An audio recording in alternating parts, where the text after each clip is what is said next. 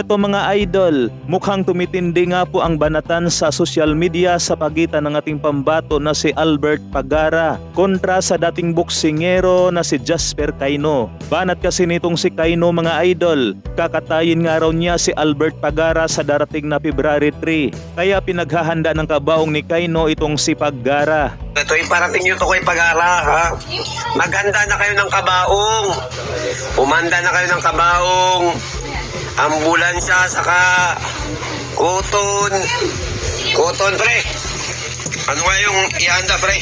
Pre, ano nga ihanda? Ha? Bulak. Bulak. Ano pa yun? Martayo ulit. Maganda ka na ng martayo ulit. Ano pa yun? Ano? Ha? Bulaklak. Yan. Maganda ka na ng kabaong bulaklak, martayo ulit. Ha? Saka kuton, ilagay mo sa ilong mo. Ha? Kasi sa February 3, yun na yung katapusan mo. Mamamatay ka na. Maging ang ating pambato na si dating 3 Division World Champion Janariel Cuadro Alas Casimero. Di rin nakaligtas sa mga tirada nitong si Batang Yagit mga idol o mas kilalang si Cayno. Binanatan nga po niya itong magkapatid na Casimero. Saka marami ako nababasa na mas mayabang pa ako kay Casimero, ha? Ha? Tandaan nyo, mas mayabang ako kay Casimero. Gusto mo si Pagara tao, si Casimero, dalawa sila. Kung mag-isa, antay mo, papalag ba? Na? Siyempre, hindi yan papalag. Si Janriel Casimero, hindi yan pipindi sa akin, siyempre. Ang gusto ko, yung kapatid niyang coach na Tulos yan. Ang tanong, papalag ba yan, ha? Pag magsama silang dalawa, hindi naman pipidan, eh. Siyempre, active yan sa professional, di ba? Ang gusto ko makalaban ang susunod ko, si Kuya Lods.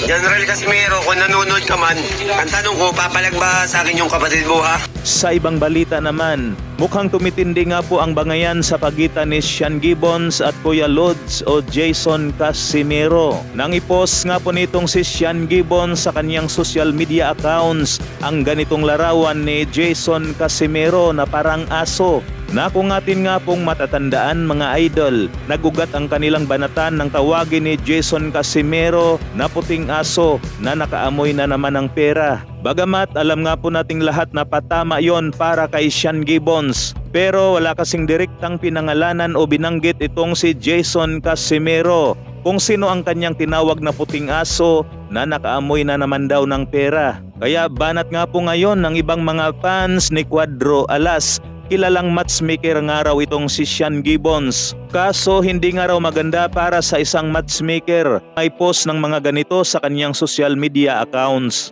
Ano ang inyong masasabi dyan mga idol? Samantala mga idol, marami nga po ngayon kumakalat na balita na lalo raw nilulubog ni Jason Casimero ang karer ng kanyang kapatid na si Cuadro Alas Casimero. Marami kasi tayong naririnig na hinaharang nga raw ni Sean Gibbons ang malalaking laban ni Cuadro Alas. Kaya ito naman ngayon ang bagong banat ni Cuadro Alas, it's my boy, na sino daw ba ang humaharang at kanila raw sasagasaan. Sabay shiner nga po ang post na ito ni Janariel Reponte Casimero at may caption na matik na ang ibig sabihin lamang niyan mga idol, di nababahala ang magkakapatid na Casimero sa mga pinagsasabi ng kanilang mga basher.